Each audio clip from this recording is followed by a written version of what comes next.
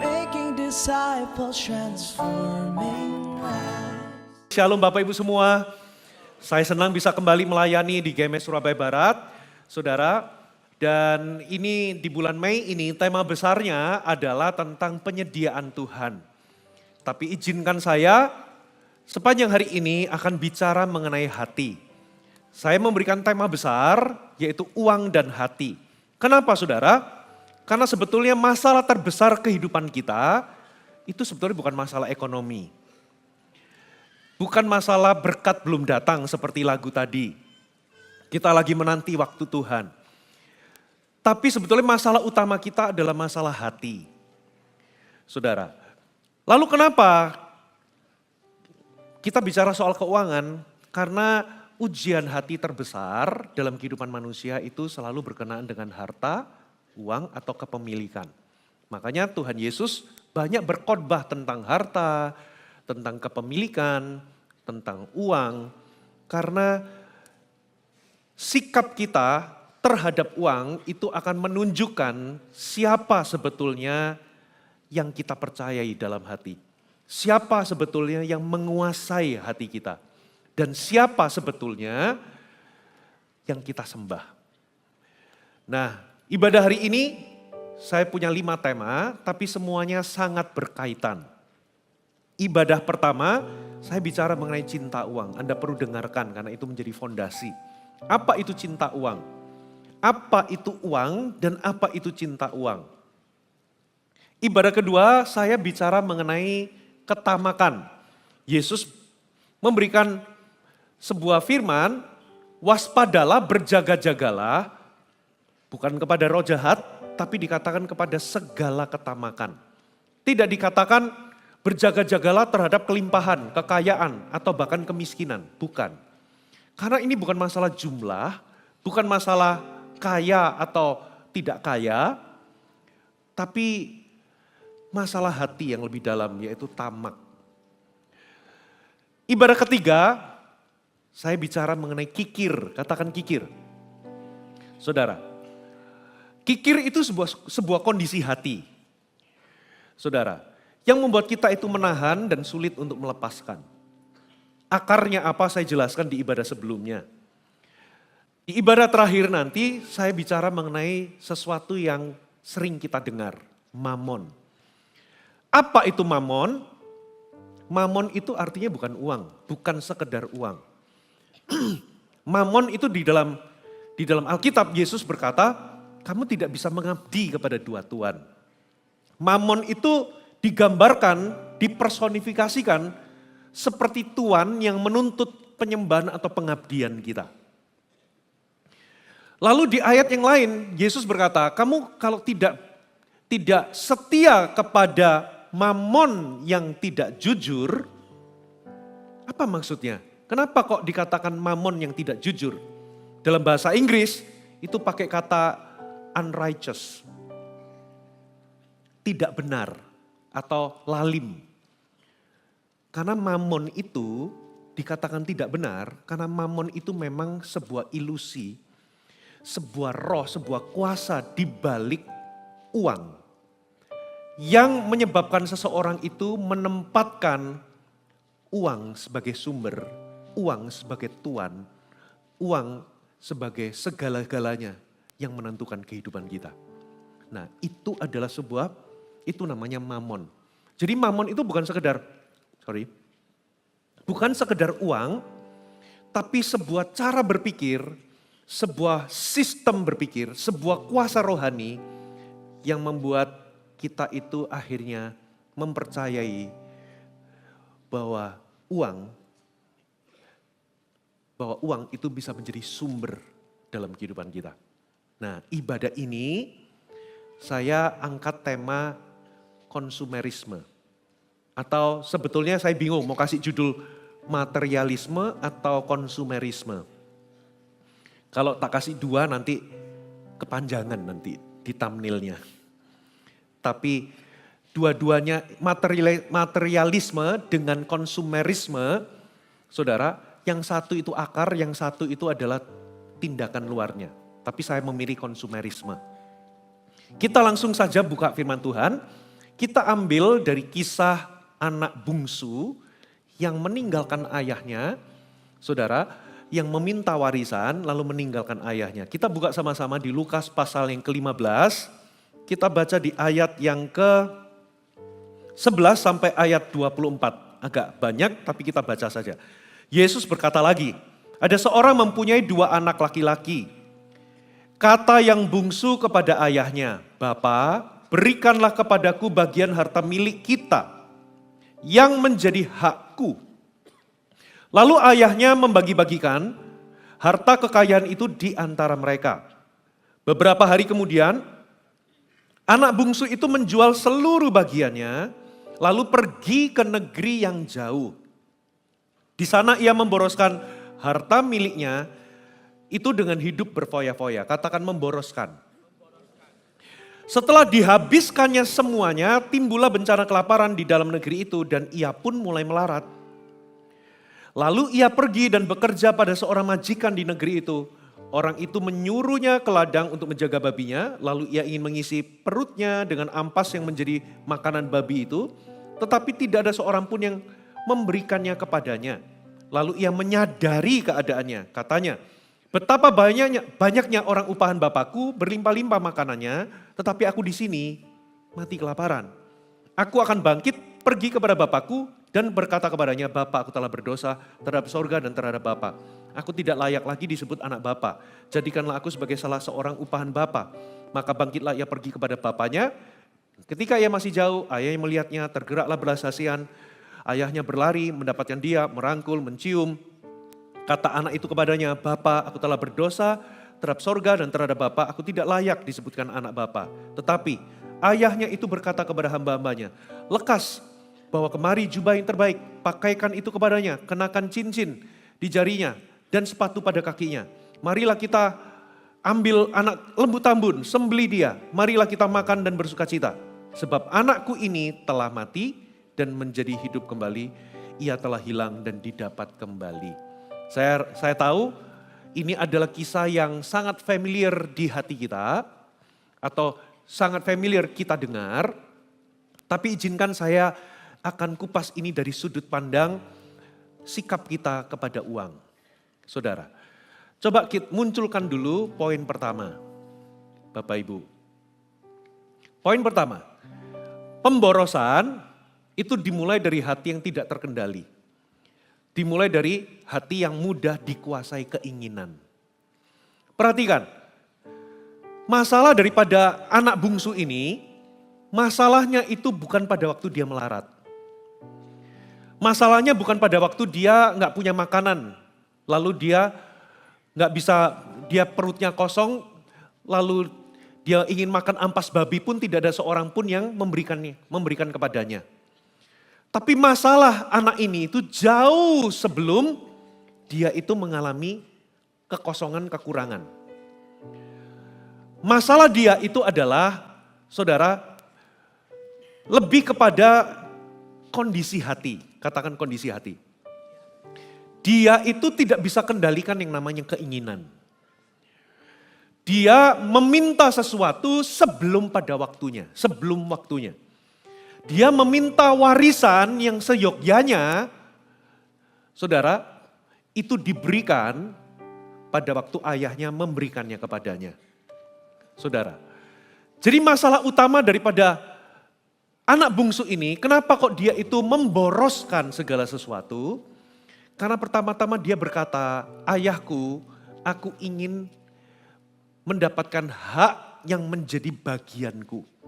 Aku ingin mendapatkan warisan kita, ya karena anaknya kan ada 2, yang menjadi hakku.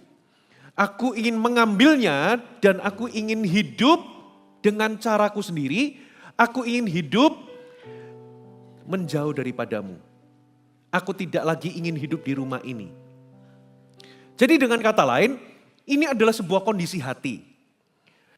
Kalau kita bicara mengenai materialisme atau konsumerisme, itu adalah kondisi hati, Bapak Ibu. Katakan kondisi hati. Sama seperti cinta uang. Cinta uang itu adalah sikap hati.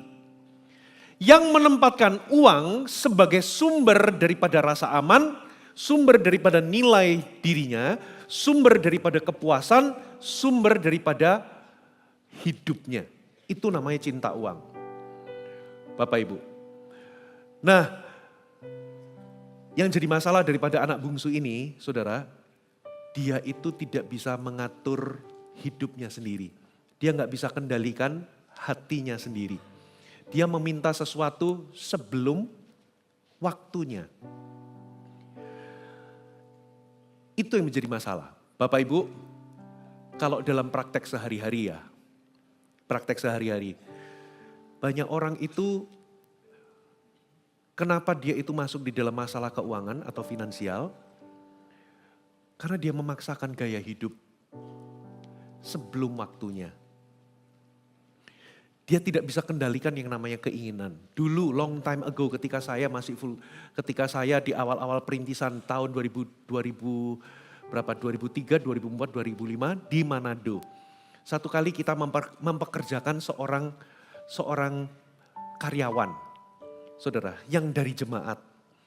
Bapak Ibu, saya masih ingat dia itu di zaman itu karena dia itu part time, dia itu mendapatkan dalam tanda kutip berkat lah, kompensasi atau mendapatkan salary lah.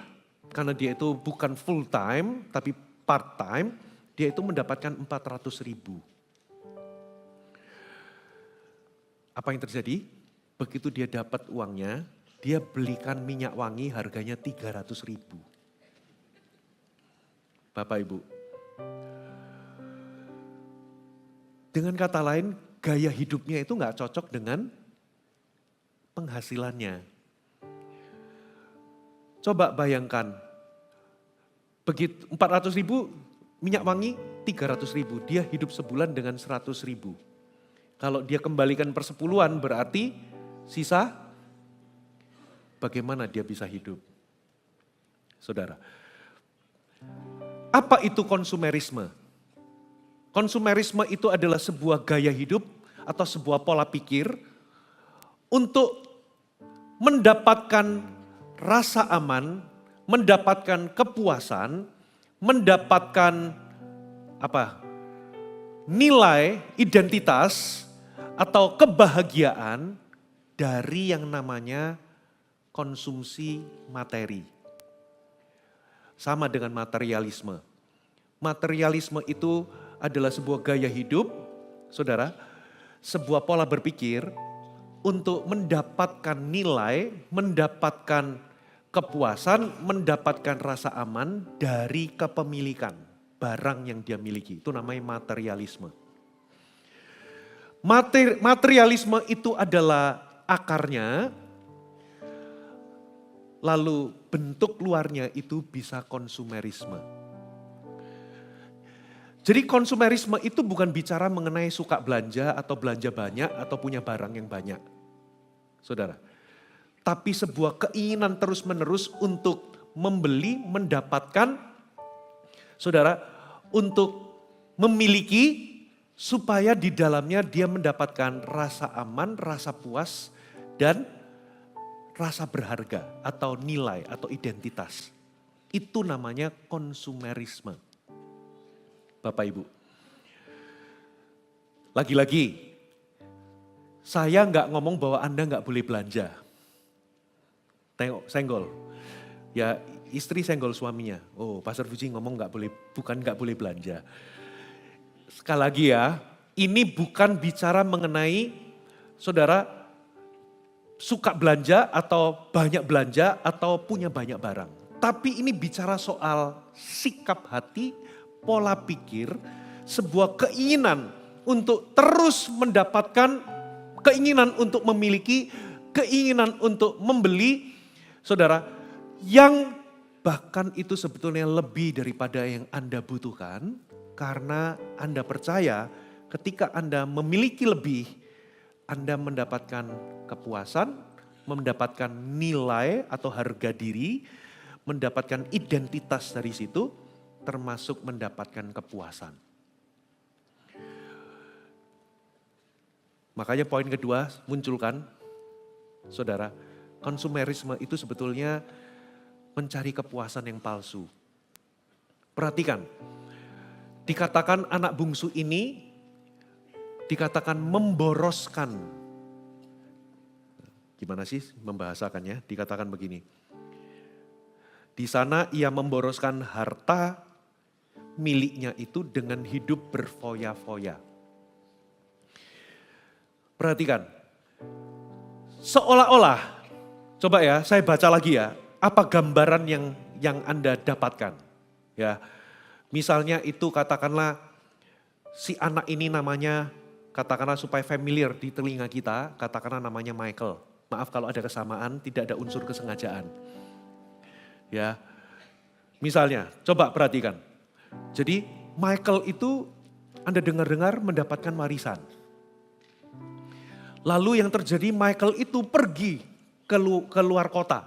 Tinggal di luar kota padahal rumah ayahnya itu ada di Surabaya. Lalu apa yang terjadi? Saudara, di sana dia itu apa? Ternyata dia itu punya kehidupan. Dia membeli barang, dia pesta, dia beli mobil. Saudara, dikatakan berfoya-foya. Dia makan, dia punya jam tangan, dia membeli ini, membeli itu. Lalu dia posting di sosial media. Dia berlibur dengan teman-temannya, diposting di sosial media. Liburannya juga nggak tanggung-tanggung saudara. Liburannya ke Swiss, liburannya ke Maldives, gitu ya. Liburannya ke Jepang, diposting. Lalu dia party, itu diposting. Citra yang tercermin itu apa saudara? Dia punya kehidupan, betul nggak? Dia terasa hidup sekali. Seolah-olah dia itu memiliki hidup banget. Sebetulnya yang dikejar dia itu apa sih?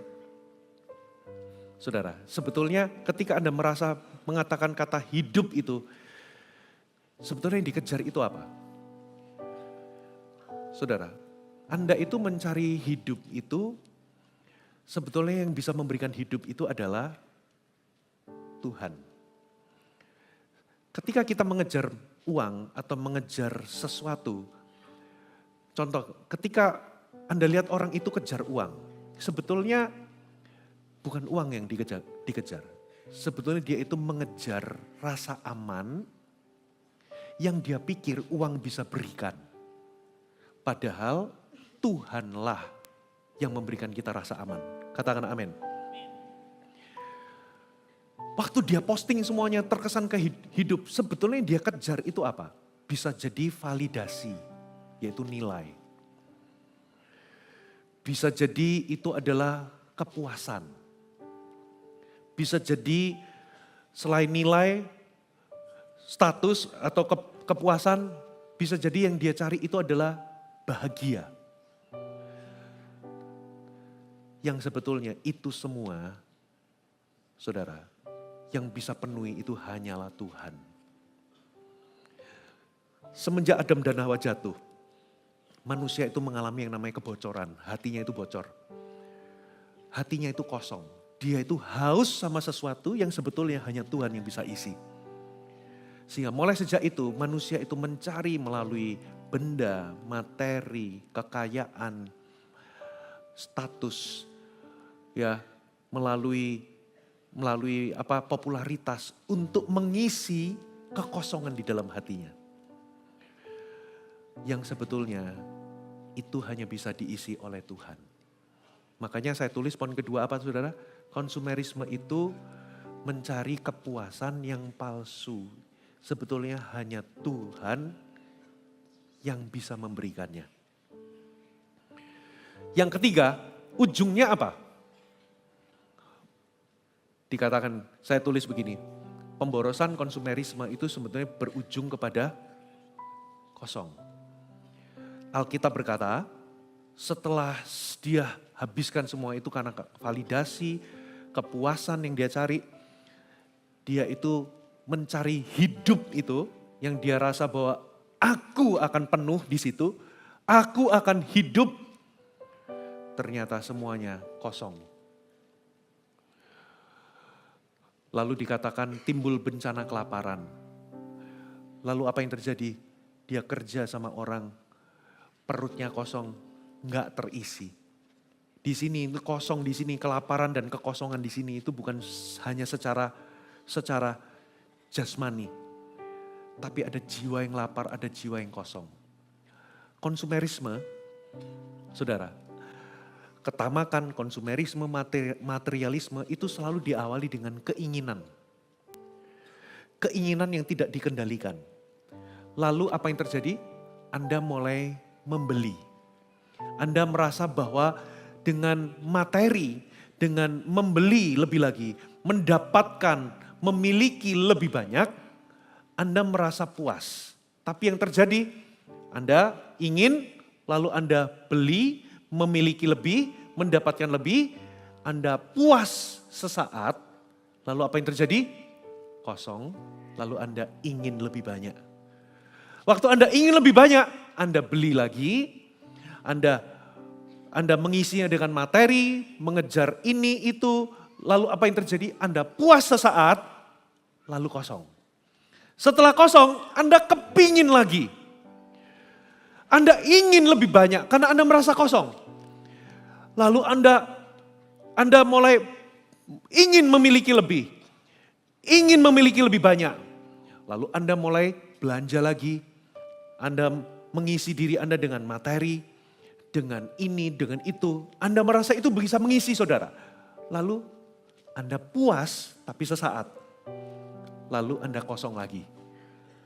Terus apa yang terjadi? Anda ingin mengisinya dengan apa? Memiliki lebih banyak. Gak selesai sampai itu akan terus jadi siklus. Bapak Ibu, ini itu sikap hati. Sekali lagi ya saya katakan, berarti saya gak boleh menikmati hidup, saya gak boleh belanja. Bukan, Anda yang mengukur hati saudara. Saudara, karena kalau ini tercermin sebetulnya akarnya adalah karena Anda percaya memiliki lebih itu lebih bahagia. Mendapatkan lebih itu memberikan kepuasan. Memiliki lebih banyak itu membuat Anda aman. Dengan kata lain, akarnya adalah saudara percaya bahwa semuanya itu bisa menggantikan Tuhan. Bisa menggantikan Tuhan yang memberikan Anda nilai, kepuasan, makna, dan kebahagiaan. Dan Anda gak akan pernah mendapatkannya, saudara. Tapi ada kabar baik. Kabar baiknya adalah Anda bisa pulih. Hati Anda bisa sehat kembali. Dikatakan apa saudara? Lalu anak ini apa? Menyadari keadaannya. Katakan menyadari keadaannya. Coba bayangkan ya, dia waktu lapar kosong minta ampas makanan babi pun gak dapat. Mungkin dia duduk di pinggir jalan gitu ya, mungkin di tempat kerja. Lalu mungkin itu agak hujan, lalu di situ ada becek, lalu ada genangan, lalu dia ngeliat. Refleksi dari genangan itu tentang dirinya.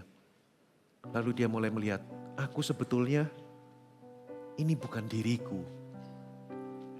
Aku ini punya bapak, aku ini punya aku ini punya ayah.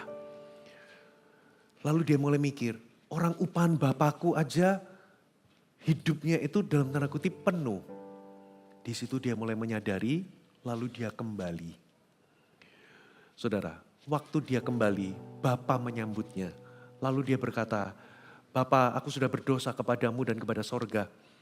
Izinkan aku untuk jadi pegawaimu saja. Tapi ayahnya, saudara, memberikan dia penerimaan yang luar biasa. Apa yang dipulihkan? Yang pertama dipulihkan adalah identitasnya. Kamu itu anak. Dikasih cincin itu kembali, dikasih jubah itu kembali, dikasih apa? Sepatu itu kembali. Dengan kata lain, saudara, sebetulnya dari semua yang kita kejar di dalam dunia ini, Bapak Ibu, yang membuat kita salah itu adalah, yang membuat kita terus merasa lapar dan terus lapar, merasa kosong dengan kosong, tidak mendapatkan makna, tidak mendapatkan kepuasan, bahkan tidak mendapatkan kepenuhan hidup. Karena kita mencarinya ke tempat yang salah. Hanya Tuhan yang bisa memberikan kita nilai. Tuhan yang bisa memberikan kita makna. Tuhan yang bisa mengisi kekosongan hati kita. Dengan cepat, saudara. 5 poin sederhana. Bagaimana kita bisa mengalahkan atau menang sama yang namanya materialisme dan konsumerisme. Yang pertama, munculkan. Ubahlah sumber kepuasan dari barang ke Tuhan. Saudara, rahasia kepuasan itu di sini. Kalau Yesus atau Kristus itu tidak menjadi satu-satunya sumber yang Anda miliki, maka Anda tidak akan pernah merasa sadar bahwa sebetulnya dia adalah satu-satunya yang Anda paling butuhkan. Saya ulangi. Ya, ini agak susah dicerna. Kalau Yesus itu bukan menjadi satu-satunya yang Anda miliki, satu-satunya pegangan yang Anda miliki, maka Anda tidak akan pernah sadar bahwa Yesus adalah satu-satunya yang Anda butuhkan. Dengan kata lain, kalau selama Yesus itu tidak menjadi sumber bagimu, satu-satunya sumber hidupmu, nilaimu, nilai identitasmu, kepuasanmu, maka Anda akan selalu punya sumber yang lain sebagai pelengkap untuk mengisi. Ada amin. Dan ketika Anda cari sumber yang lain, itulah kenapa saudara tidak akan pernah menemukan kepuasan. Saudara, Anda akan cari ke barang, kepemilikan, ke uang. Anda berkata bahwa kalau aku punya lebih, aku puas. Ternyata enggak puas tuh. Kalau aku punya lebih, itu akan memberikan nilai, makna buat hidupku. Ternyata kosong juga tuh. Saudara, kalau aku bisa populer, itu bisa mengisi waktu Anda populer. Kok kosong? Anda akan selalu punya standar yang baru untuk mengisi. Karena apa? Karena sebetulnya kepuasan Anda itu letaknya di dalam Tuhan. Hanya Tuhan satu-satu yang paling kita butuhkan. Itulah sebabnya, saudara, kalau kita nggak kejar Tuhan, dan izinkan Tuhan yang mengisi kita, selama-lamanya kita akan lapar dalam tanda kutip. Anda akan mencarinya ke hal-hal yang sebetulnya itu tidak akan pernah bisa memuaskan. Itulah yang terjadi sama anak yang bungsu ini. Saudara, dia merasa bahwa sumberku bukan ayahku kok. Bapakku, aku di rumah ini merasa kurang. Dia nggak pernah sadar bahwa bapaknya itu satu-satu yang dia butuhkan. Dia keluar, dia cari semuanya. End up-nya kosong. Bapak Ibu, ubahlah kepuasan Anda itu di dalam Tuhan. Bukan barang, bukan materi, bukan kepemilikan. Saya nggak berkata bahwa, oh berarti aku nggak boleh memiliki apapun. Sekali lagi saya tegaskan, Tuhan tidak anti dengan Anda punya uang banyak. Tuhan tidak anti dengan Anda berhasil. Tuhan tidak anti Anda sukses. Tuhan tidak anti dengan Anda memiliki sesuatu. Tapi yang Tuhan anti adalah jangan sampai uang, kepemilikan, barang itu memiliki dan menguasai hati saudara. Karena apa yang Anda anggap itu kebebasan, kalau aku punya uang banyak aku bisa bebas. Ternyata itu perbudakan. Kenapa? Saudara, karena Anda akan merasa berarti supaya aku bebas, supaya aku puas, aku harus punya lebih banyak. Punya lebih banyak dan gak ada ujungnya. Itu namanya perbudakan. Yang kedua, poin yang kedua. Latihlah hati saudara untuk memiliki rasa cukup. Filipi 4 ayat yang ke-11. Boleh bantu munculkan? Kukatakan ini bukan karena kekurangan, sebab aku telah belajar mencukupkan diri dalam segala keadaan. Katakan belajar. Berarti mencukupkan diri atau rasa cukup. Di Rasul Paulus itu juga menulis di dalam tulisan yang lain, di dalam Alkitab kita, dikatakan begini, ibadah kalau disertai dengan rasa cukup memberi keuntungan yang besar.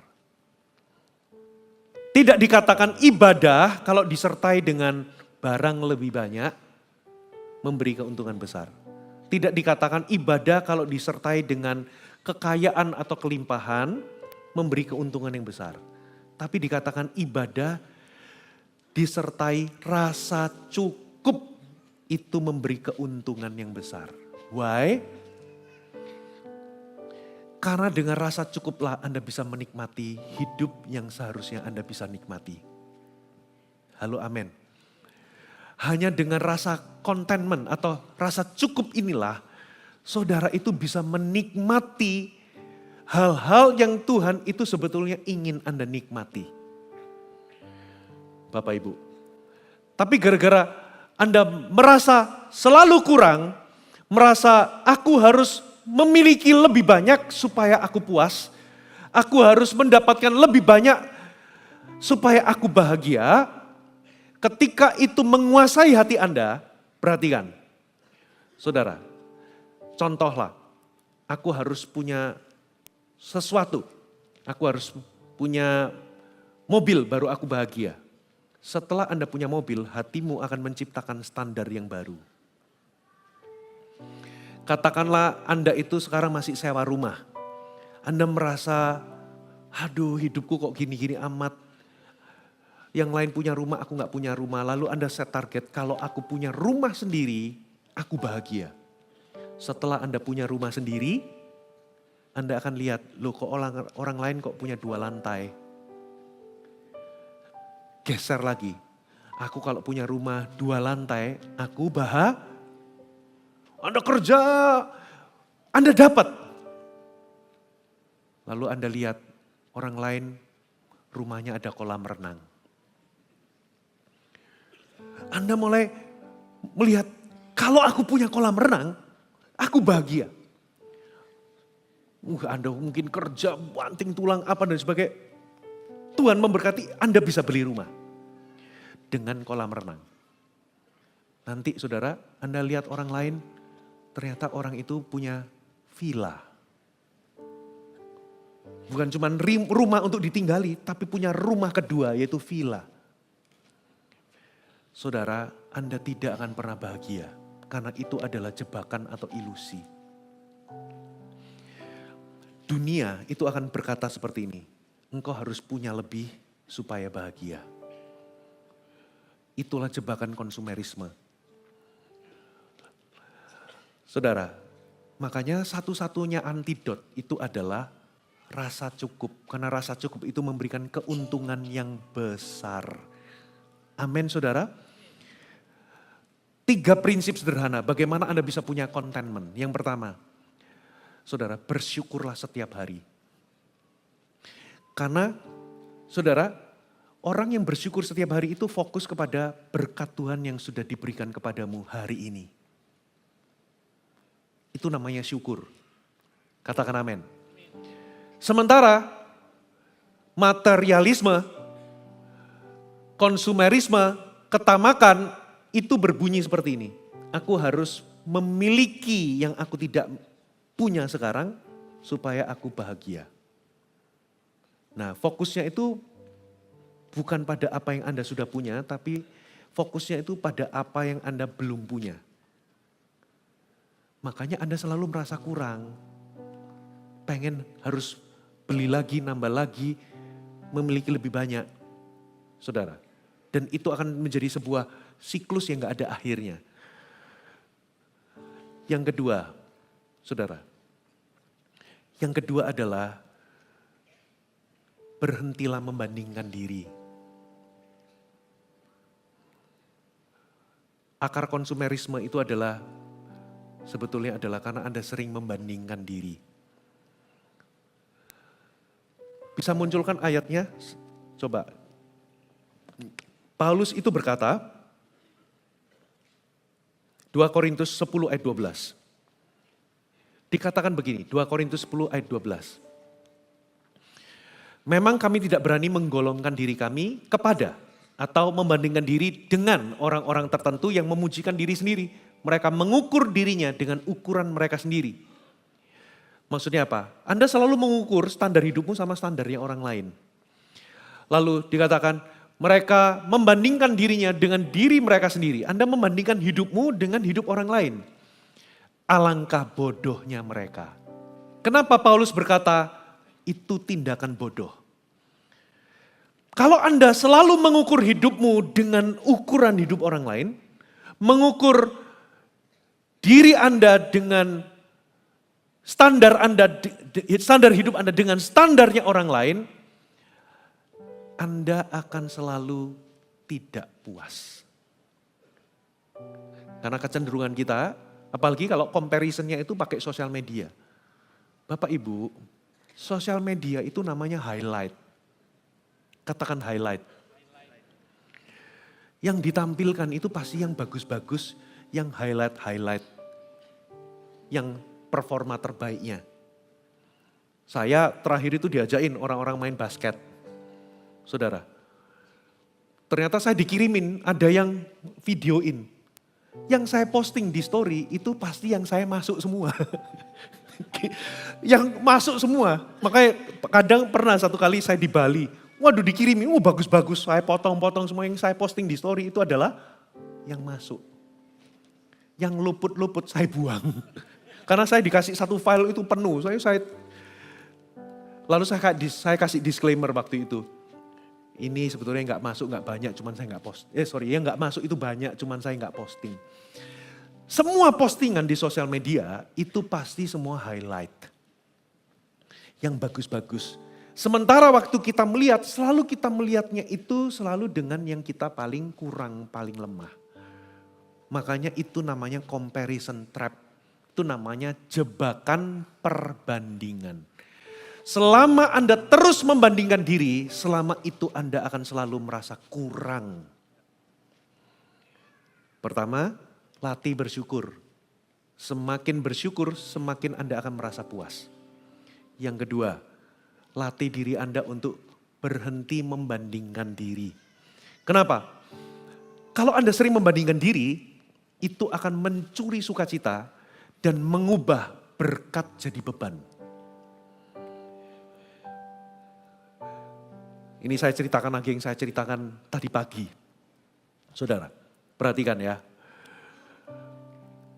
20 tahun yang lalu, lebih tepatnya mungkin 2006, saya diminta untuk membaptis anak remaja. Lalu saya pergi ke rumah orang tuanya, ternyata rumahnya rumah mewah di sebuah perumahan elit di Jakarta Utara.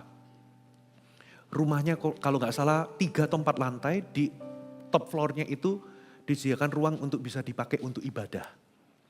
Jadi ini orang Kristen, diberkati. Lantainya marmer, rumahnya besar. Saudara, tapi karena gereja kita belum punya gedung permanen, jadi kita harus pergi ke apartemen untuk sewa kolam renangnya untuk mengadakan baptisan di situ. Kita pergi ke sebuah daerah, kompleks perumahan di mana rumahnya itu jauh lebih besar, yang belakangnya itu ada nyambung sama laut sehingga masing-masing rumah itu kebanyakan punya yacht pribadi atau kapal pesiar mini di belakang, parkir-parkir semua di situ. Di dalam perjalanan menuju apartemen itu, ketika masuk kawasan itu, saudara, ibu dari seorang yang mau dibaptis itu, tiba-tiba dia bisa mengeluarkan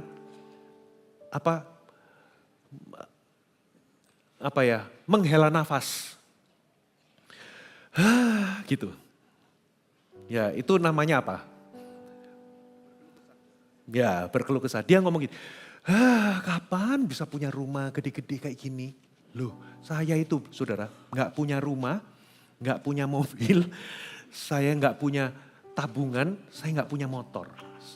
Itu adalah tahun pertama saya dipindah, baru merit. Dia sudah punya rumah, ya segede itu, semewah itu, waktu lewat di situ, nadanya itu, Kapan? Bapak Ibu, saya sontak langsung merasa aku hanyalah debu, saudara. Kalau dia aja, lah saya. Aku sedih, duduk sendiri, ambil tali. Kalau imanku nggak kuat, kalau imanku agak kuat, lompat tali, saudara. Bayangkan, dia sudah diberkati tapi dia nggak bisa menikmati ketika dia mulai membandingkan diri sama orang-orang yang punya rumah, yang masing-masing punya kapal pribadi. Saudara, itulah jebakan comparison. Mengubah berkat jadi beban. Saudara bersyukur, kadangkala saya kan diundang untuk pemberkatan rumah, syukuran karena ada rumah baru gitu ya. Bersyukur, orang yang bersyukur ini kebaikan Tuhan. Biasanya kan habis pengudusan rumah, pemberkatan rumah kan ada kesaksian. Lalu kita doakan, syukur gini-gini. Rupa-rupanya setelah dia bangun, menempati tempat yang baru itu. Apa yang sebelumnya disyukuri sekarang jadi keluhan. Kenapa? Karena dia baru sadar tetangga di sebelahnya itu bangun rumah lebih gede. Sesuatu yang dulu Anda syukuri sekarang. Betul? Saya ceritakan lagi di ibadah tadi. Saya mau tanya siapa yang pernah lebaran kemarin liburan. Angkat tangan jujur liburan sama keluarga. Oh nggak ada yang ngaku ini. Mungkin Anda liburannya ke Bandung. Saudara atau ke Malang, ke Batu. Saudara sama keluarga nginap di hotel, renang sama anak-anak, lalu Anda ngajak kuliner, spend time 1 hari 2 hari. Saudara di Batu mungkin ada kebun stroberi, di Bandung itu ada kebun stroberi di daerah atas Lembang. Petik-petik stroberi, ada ini, ada itu, senang. Anda merasa puas dengan liburan Anda. Liburan Anda itu Anda menikmati dan memuaskan. Sampai Anda lihat di sosial media orang yang Anda kenal liburannya main ski sama anaknya di Swiss. Siapa yang lebaran kemarin ke Bali? Anda liburan sama anak, renang di pantai. Anda merasa menikmati sampai Anda melihat di sosial media orang yang Anda kenal berenangnya itu di Maldives. Yang awalnya liburan di Bandung itu memuaskan, yang awalnya liburan di Bali itu memuaskan, sekarang jadi memuakkan. Karena comparison trap. Makanya berhenti membandingkan diri, berhenti mengukur standar hidupmu dengan standar orang lain. Halo, amin? Karena membandingkan diri itu merampok sukacita dan merampok, saudara, itu akan mengubah berkat jadi beban. Anda puas dengan pekerjaan Anda, dengan penghasilan Anda sampai Anda melihat pekerjaan orang lain, penghasilan orang lain. Saudara, makanya batasi sosial media. Saudara, kenapa? Bukan karena gak boleh, tapi hatimu lemah. Saudara, yang ketiga, apa tadi? Latih bersyukur. Yang kedua, berhenti membandingkan diri. Yang ketiga itu adalah belajarlah menikmati berkat Tuhan yang Tuhan berikan saat ini. Katakan belajar menikmati. Saya munculkan ayatnya, saudara. 1 Timotius 6 ayat 17. 1 Timotius 6 ayat 17. Peringatkanlah kepada orang kaya di dunia ini supaya mereka jangan tinggi hati, jangan berharap pada sesuatu yang tidak tentu seperti kekayaan, tapi berharaplah kepada Allah yang dalam kekayaannya memberikan apa? Kita baca sama-sama 1, 2, 3. Segala sesuatu untuk kita nikmati. Jadi Tuhan itu bukan hanya memberikan berkat kepada kita supaya kita memilikinya, tapi supaya kita menikmatinya. Jadi menikmati berkat Tuhan itu bagian dari kehendaknya. Masalahnya, kalau Anda itu punya sikap hati tamak atau materialisme atau konsumerisme, ketamakan, materialisme itu selalu begini, bunyinya begini. Kamu harus memiliki sesuatu dulu baru bahagia. Sehingga kebahagiaanmu itu selalu ada dalam mode ditunda. Nanti setelah ini, setelah aku dapat ini, baru bahagia. Selalu ditunda. Sehingga kalau Anda nggak belajar menikmati berkat Tuhan yang ada padamu sekarang, Anda kelihatannya memiliki banyak hal, tapi Anda tidak benar-benar menikmatinya.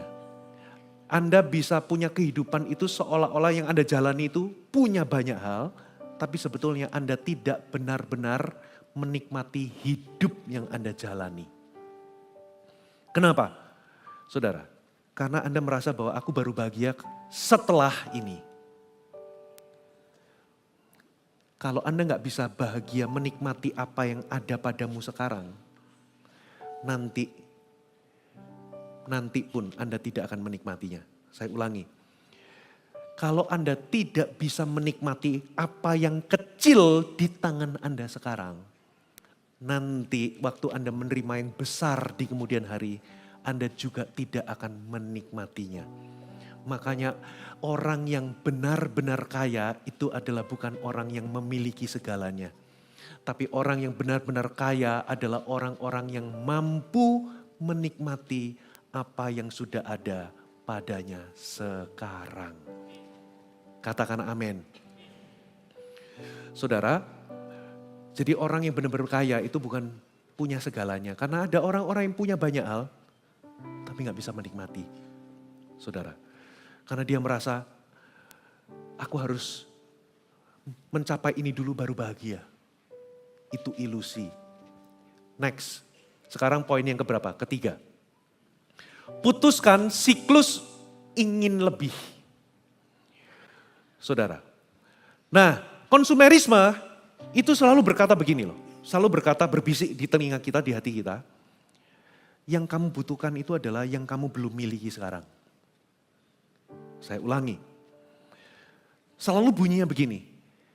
Yang kamu butuhkan itu yang kamu gak punya sekarang. Selalu seolah-olah kebutuhan kita itu yang kita gak punya sekarang.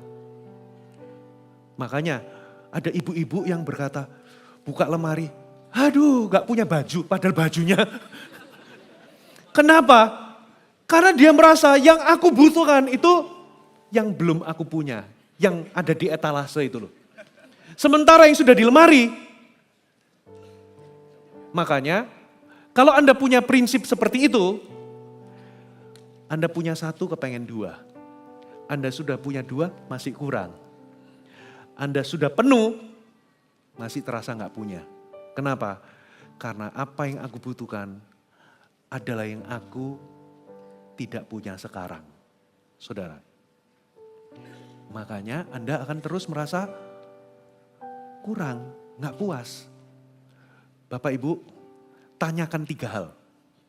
Sebelum Anda mematahkan siklus ingin lebih. Tanyakan 3 hal. Yang pertama, ini itu kebutuhan atau emosi? Saudara, ini adalah garis. Ini tuh lahir dari kebutuhan atau lahir karena Anda itu stres, kesepian, Anda merasa ingin dihargai, atau saudara iri hati sama orang, atau Anda merasa ingin memberikan reward. Anda sudah kerja capek-capek, Anda ingin memberikan reward kepada diri sendiri. Coba tanyakan. Karena apa? Emosi itu bisa naik turun. Apalagi kalau itu iri, saudara. Yang kedua, tanyakan apakah ini memuliakan Tuhan atau ini ego? Apakah ini itu supaya Anda itu supaya terkesan berhasil, dilihat orang itu punya harga diri, punya nilai?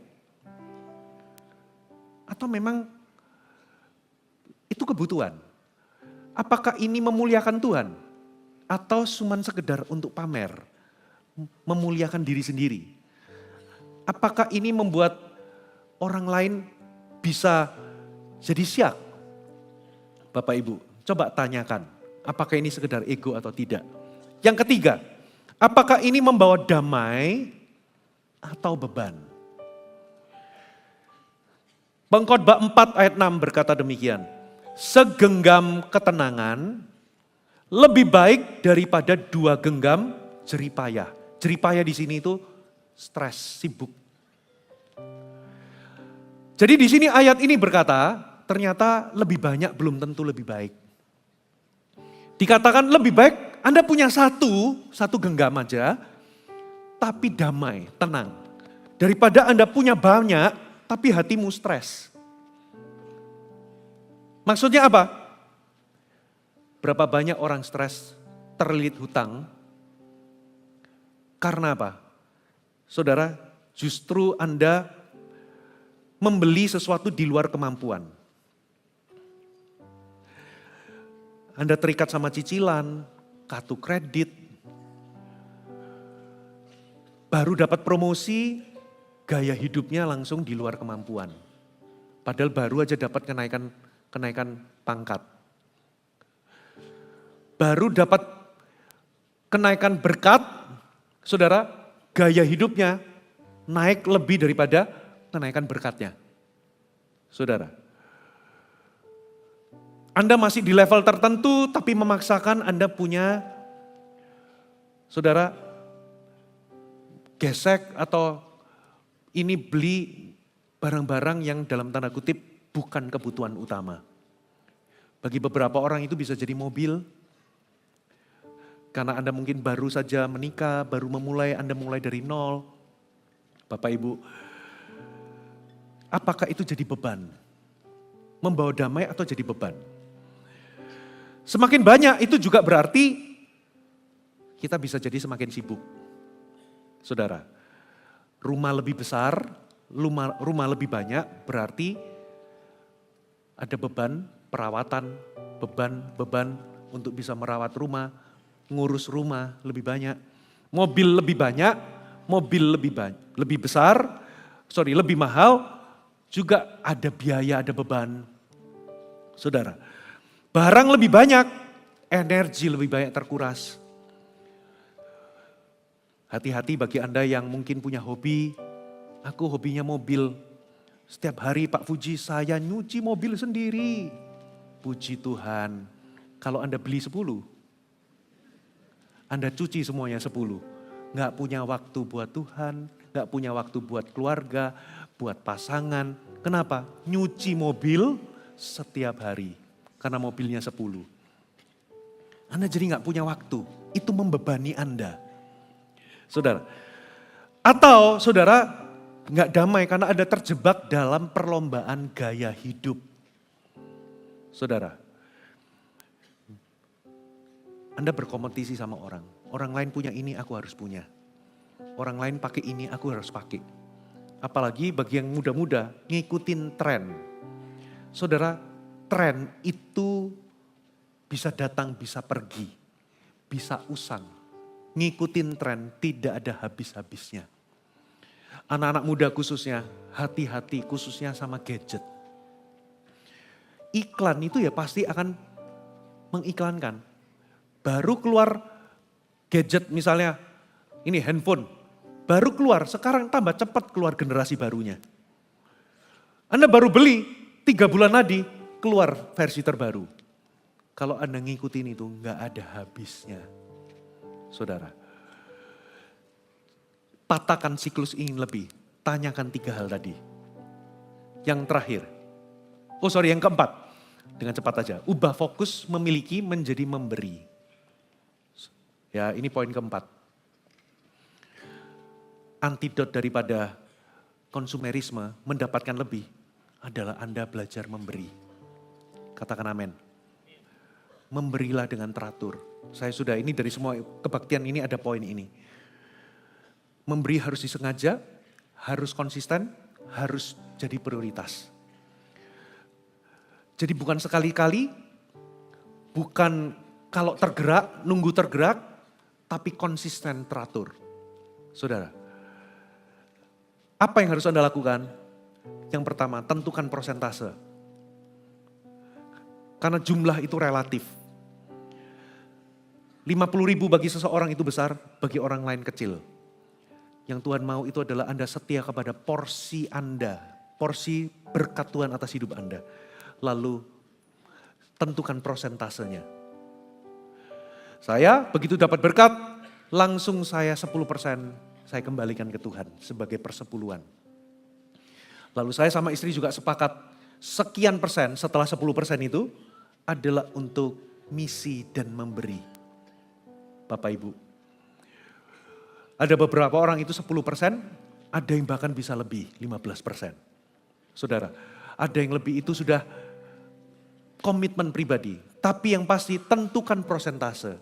Memberi secara teratur, tidak menunggu ada dorongan, tidak menunggu impulsif Anda merasa tergerak atau tidak, tapi konsistensi. Amin.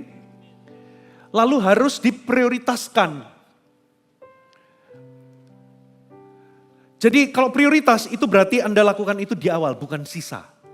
Kalau Anda melakukannya itu sisa, pasti kebanyakan Anda akan tunda. Karena merasa bahwa aku punya tanggung jawab ini, tanggung jawab itu. Dari terima berkat awal langsung 10%, kembalikan ke Tuhan. Lalu sekian persen kesepakatan suami dan istri untuk misi. Yang ketiga, tentukan tujuan Anda memberi. Saudara, Anda bisa memberi untuk apa? Menolong orang, untuk pekerjaan Tuhan, untuk saudara supaya pekerjaan penginjilan, pemuridan itu terjadi, gereja bisa dibangun, saudara Anda bisa memberi untuk misi dan pekerjaan Tuhan atau untuk berbuat baik. Bapak Ibu, kalau Anda pernah merasa diberkati oleh orang yang memberkati Anda pernah kesulitan untuk menyekolahkan anak, lalu ada orang memberkati, sekarang Anda bisa berkati untuk jadi orang tua asuh. Atau Anda tergerak untuk memberkati orang-orang yang punya kebutuhan, saudara. Anda bisa alokasikan itu juga untuk memberi. Bukan hanya sekali dua kali, tapi secara teratur. Amin saudara. Masing-masing pasti punya tujuan. Nah, tetapkan itu kalau Anda lakukan ini, Bapak Ibu, itu akan menjadi antidot, obat penawar bagi ketamakan, bagi konsumerisme, bagi materialisme. Bukan mendapatkan lebih banyak, tapi Anda menjadi saluran. Anda melepas, Anda memberkati. Yang terakhir, bangunlah identitas Anda di dalam Kristus. Akarnya itu soal identitas. Konsumerisme itu masalah identitas. Kalau identitas Anda tidak kuat berakar di dalam Kristus, di dalam Tuhan, maka Anda akan selalu mencari sesuatu untuk mengisi identitas Anda. Itu tidak akan pernah berhenti. Saya mau katakan, nilaimu tidak tergantung dari pakaian yang Anda pakai.